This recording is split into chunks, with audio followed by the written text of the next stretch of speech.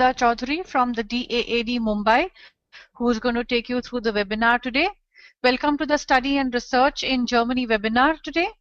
And I request you to first listen in to the seminar because most of your questions will get answered as we go through the presentation, and we will take questions at the end of the presentation for sure once again. So welcome, and let us start now. So what are the topics we are going to be looking at today? We're going to be looking at why Germany, the German Academic Exchange Service and a little bit more about that, the German university system, studying in Germany, doctoral programs in Germany, careers in Germany, and a little bit more information about the same.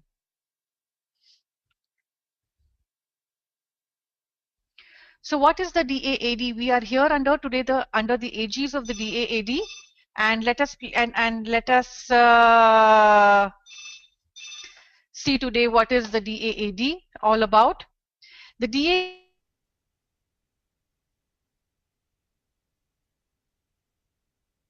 was established in 1925 and has its in India. The head office is in New Delhi, and we have 64 foreign-based branches and information centers all over the world.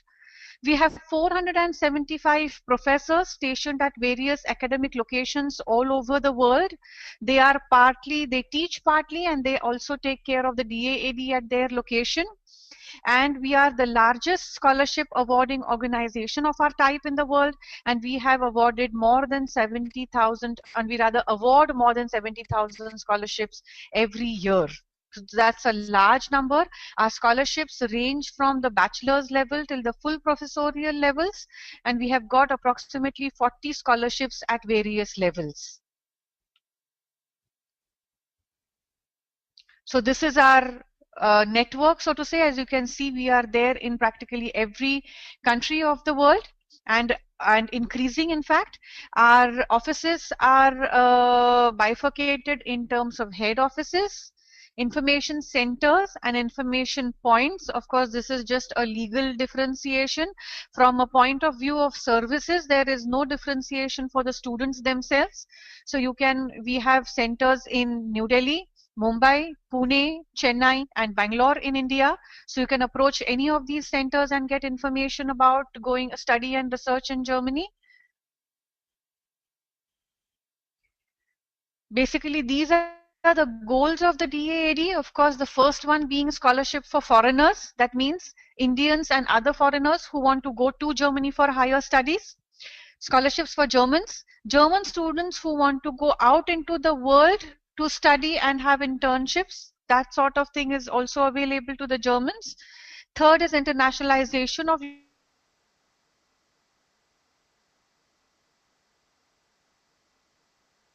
universities. The key word today about education is universities. Promotion of the German studies and German language. This is, of course, this is at a university level. We, as I said earlier, these professors or Lektoren, as we saw in the first slide, as well as language assistants or Sprachassistenten. These people are stationed at various educational institutes all over the world, and they also act as liaisons between the various German studies and the German language and culture. And we have educational cooperation with developing countries. We have various programs so that the educational level of the institutions in the developing countries can be brought at par with the world all over.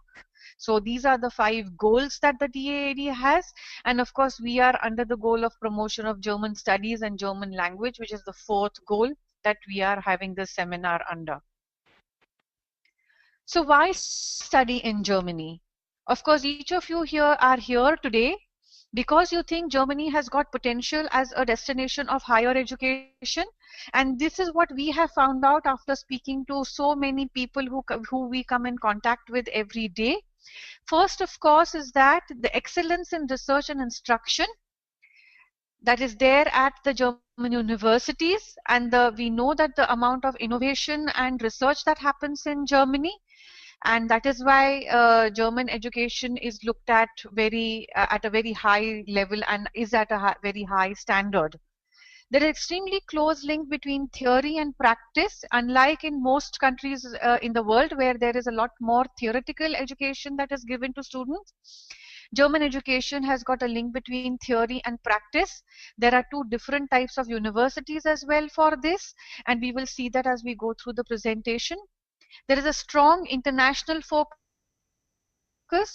All the international degree programs, the next point, which are taught in English medium also, are all internationally recognized programs, and there is a lot of exchange of ideas with international educational institutions as well.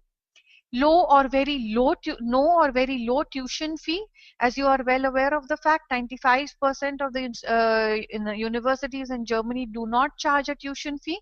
We will also look at that more in detail as we go through the presentation. And excellent career opportunities.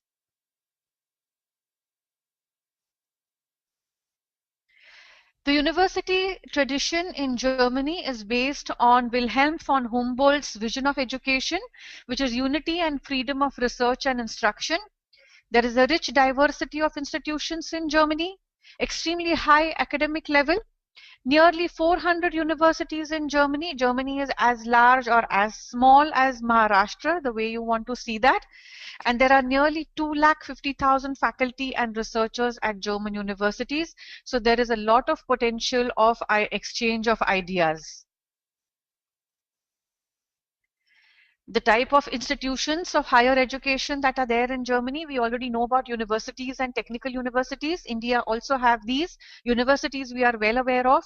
Technical universities, for example, the IITs, the NITs, these are the technical universities, and the state level technical universities as well are there. The new thing is that these are universities of applied science that are there in Germany, which are not available in India and across in most of the countries of the world. They are also called Fachhochschule in Germany. For those who have gone through the web search engine, the DAAD web search engine, you must have seen some universities named Fachhochschule or Hochschule.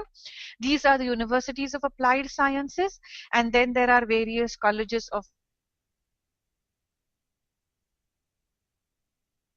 music, art, and film. So let us look at and universities of about these. The universities and technical universities. The focus of education in these type of universities is methodological or theoretical knowledge. There are 4 semesters in these universities. The final thesis, the master's final thesis, is research based. There is a wide range of subjects, and the degrees that are available at the universities and technical universities are bachelor's, master's, doctoral, postdoctoral, as well as the traditional German degrees. And there are about 105 universities and technical universities in Germany. In contrast, the universities of applied sciences, these are highly practical oriented with close connection to the professional world or corporate orientation, so to say. These universities give a master's of 3 semesters.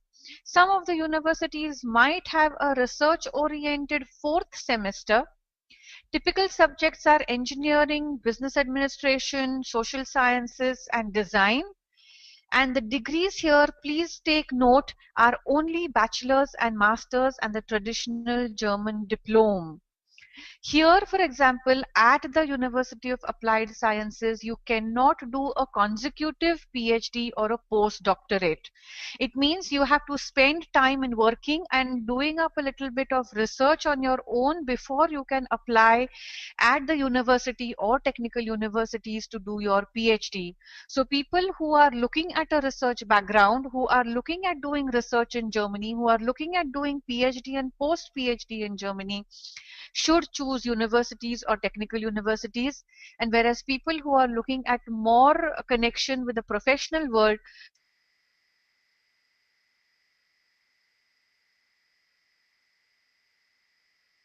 should choose universities of applied sciences. 2 million.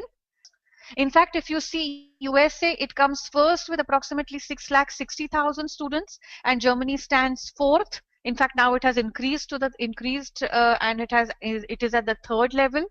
with more than 256 students. And if you can see, it is 11% of foreigners, which is way ahead of the percentage figures of the USA, because USA is a very large country. As compared to that, the number of students the number of total students in Germany is much lesser, out of which 11% are foreigners. So there is a lot of international exposure available in Germany.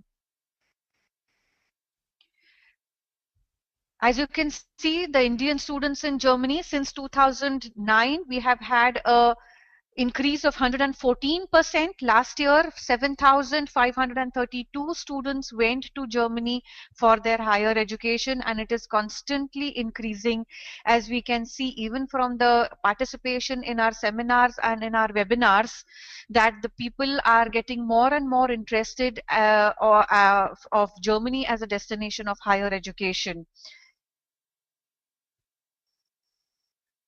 So let us look at a little bit more about the international programs. I did say in the beginning that the international degree programs were internationally recognized and that the teaching was in English. So the international degree programs there are about 1,500 international degree programs throughout Germany.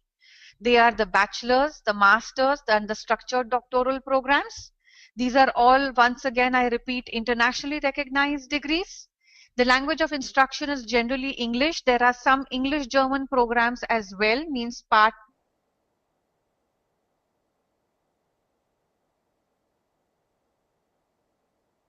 a little bit of the you can say 70-30, 80% in English and 20% in German, and the final thesis is then written in English.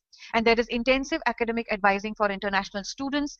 These are the two web links that are given over here: study-in Germany for student life in Germany, and DAAD/international programs for the IDPs or international programs which are available in English. The course content, the eligibility criteria, the cost structure, everything is mentioned on this particular web search engine. So we encourage you to go to the web search engine and look up the various courses that are offered by the German universities in your area of interest. Of course, we have been speaking about the English language and the English language being used to teach in these courses. Generally, the IELTS and TOEFL is mandatory for these courses. But if your course is completely taught in English, then a German language skill might not be required. Although some universities ask for basic skills in terms of 200 hours of language, which is then covered by A1 and A2 at the Maximilla Bhavan, or the Goethe Institute as it is called. So you can do these two courses and get the initial level of German. And then once you are in the environment, once you are in Germany, of course, you will be able to learn German much faster. Some of the courses, which I said, the 30-70-30 or the 80-20 courses do require a B1 level as well. Please be aware, of course, that if you're looking at a good internship or a choice of internships, and later on, if you are looking at a career in Germany, then a good level of communicative skill in the German language would be recommended. The other two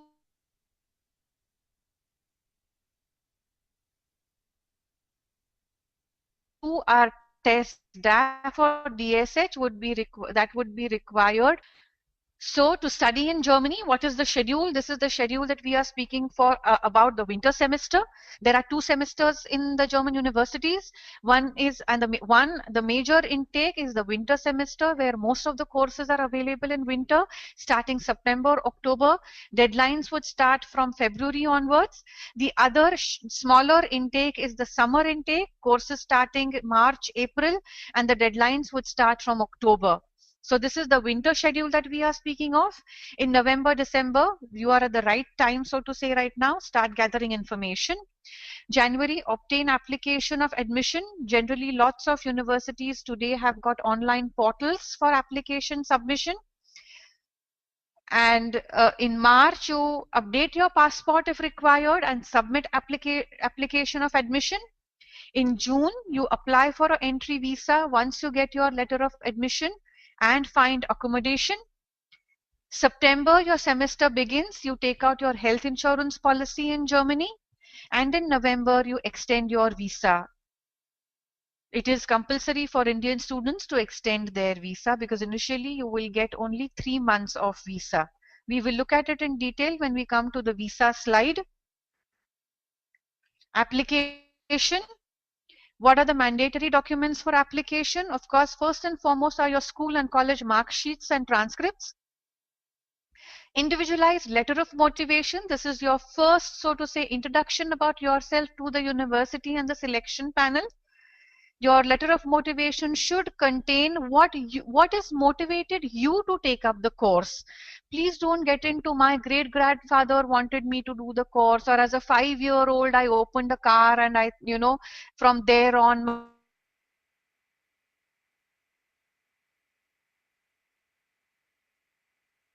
my interest started.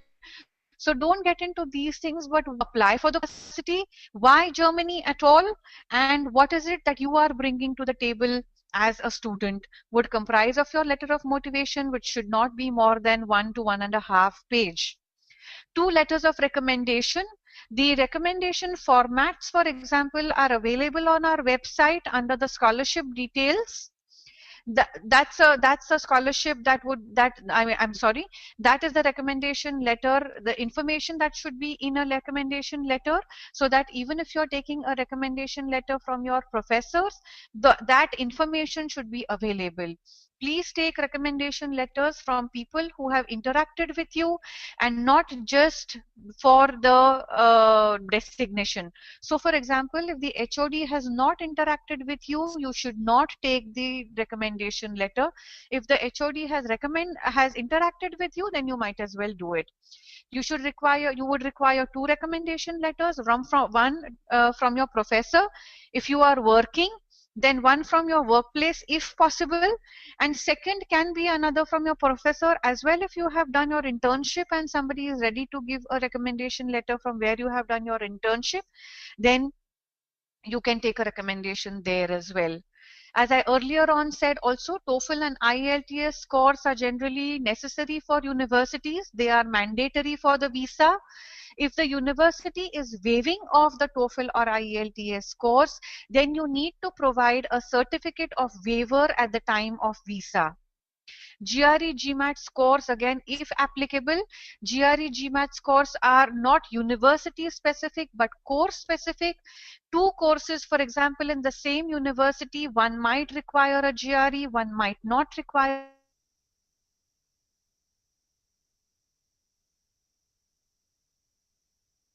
a GRE. So please use the specifications are available. Please use this.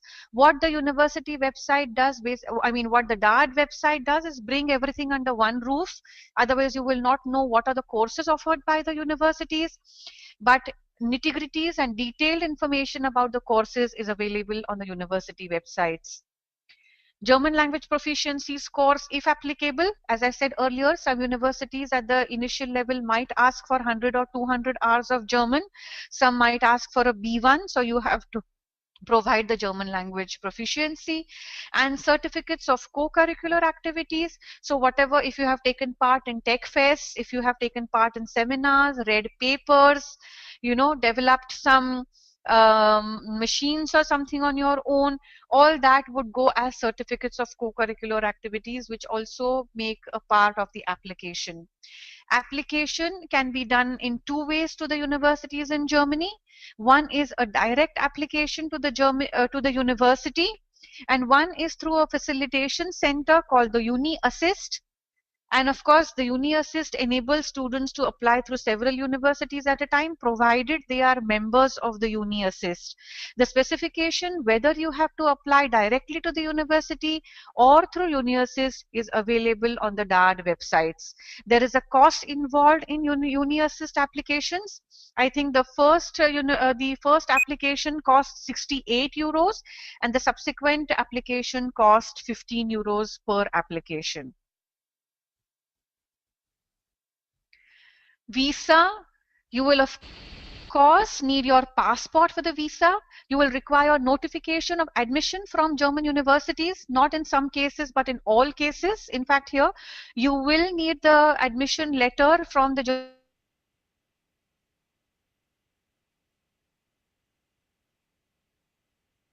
German university if you want to apply for a visa. Proof of funding for the first year in sum of 40 euros. This is a student account opened in your name in Germany before you take the visa. These such type of blocked account or Sperrkonto as it is called can be opened, for example, through the Deutsche Bank. You can either open it directly through their websites, or you can go to their branch and they have some special packages for students. You can go and see that and see what suits you the best. You need the visa application and a demand draft for visa fees, as well as 2 biometric passport photographs. So this is all what you require for the visa. Please check under which consulate or embassy you fall to apply for a visa. You can't randomly apply at any consulate or embassy. You have to fall under their locational jurisdiction. So please get in touch with the you can check the website, for example, of the consulates and embassy, and then you will be able to see where you need to apply from which town or city or state, rather I would say. It is state specific. All right, so let us look at a little bit at the living expenses in Germany. As we saw earlier, 8040 euros minimum required as a proof of funding. So basically you need to put in 670 euros per month into 12 gives you 8040. That is the minimum requirement, but this is generally what you would require as a staple for your living expenses in Germany. If you look at this, we have taken everything into account, and as you can see, the biggest chunk goes in rent and utilities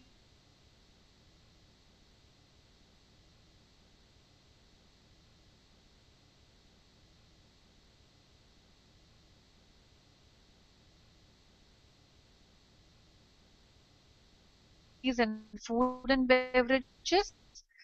Also, we have taken, we will speak a little insurance, TV, going to be bang in the middle of Europe with a Schengen visa, so we expect that you would travel as well. And sports, of course, plays a very important part. There are lots of sports clubs in Germany available for all sorts of sports. So I'm sure you should take advantage of all these things. You're going to be there for 2 years or more if you're looking at a master's or a doctorate. So basically, Euro 739 is what you would be looking at.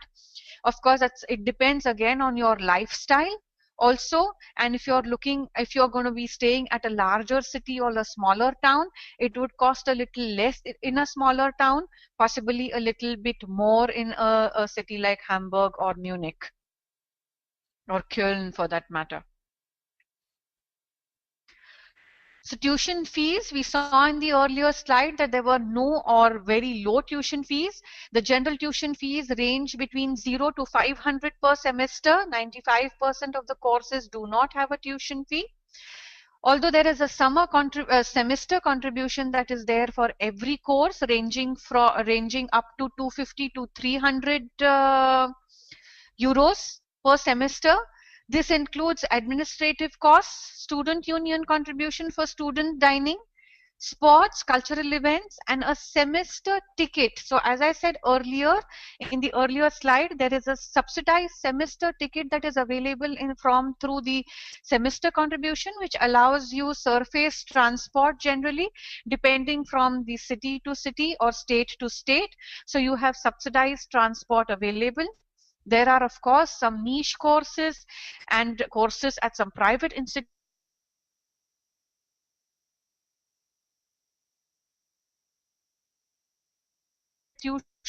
which have substantial fees, as I mentioned, and all. As a student, you are allowed to do a part-time job to supplement your parental allowance or financial aid or scholarships. As a student from a non-EU country, you are allowed to work for 120 full days or 240 half days without a work permit. University tutors or research assistants may work longer. But of course, you have to inform the aliens registration office about such work contracts. There are two ways of doing a doctorate in Germany. One is the individual doctorate programs and the other is the structured programs. In an individual doctoral programs, you are supervised by a university professor. Here, of course, there is a lot of work that is to be done by the student himself or herself. As an individual doctor candidate, you need to first identify your research area, then find a professor who is willing to guide you, and then of course you can then get admitted or acceptance from that professor as a guide. You have to find out in advance which professor would be best suited to supervise your research. There are many websites that are available. For example, we have the Research Explorer, the PhD Germany, the Research-in Germany, for this reason, where you will be able to uh, find out what are the positions open in your field and what sort of research is going on. The individual doctoral candidates work independently. This requires good organizational skills and a very high degree of discipline. But this provides candidates the freedom to explore their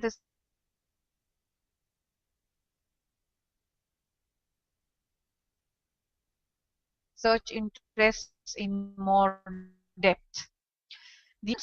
The list site, you click on PhD and click on whatever area of interest that you have, and the courses will be listed on the DAAD website.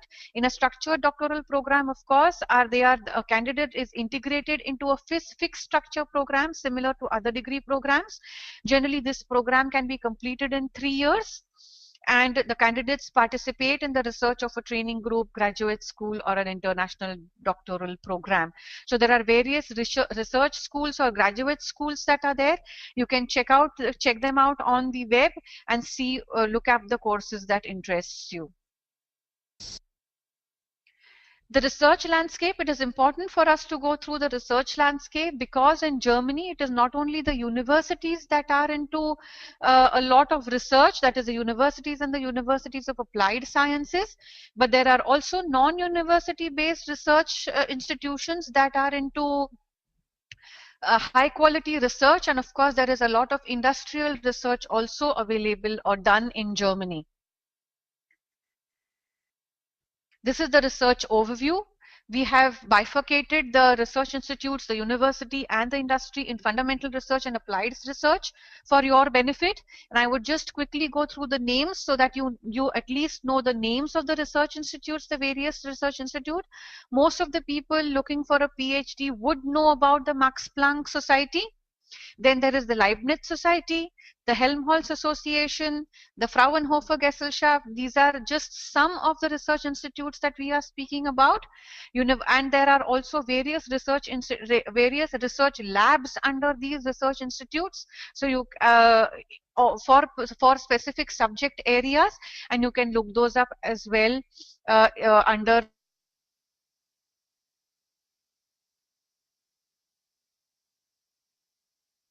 the specific websites of these research institutes. Industrial research happening in Germany. About 70% of the research investments in Germany come from the industry. So there's a lot of scope in industrial research, unlike in India.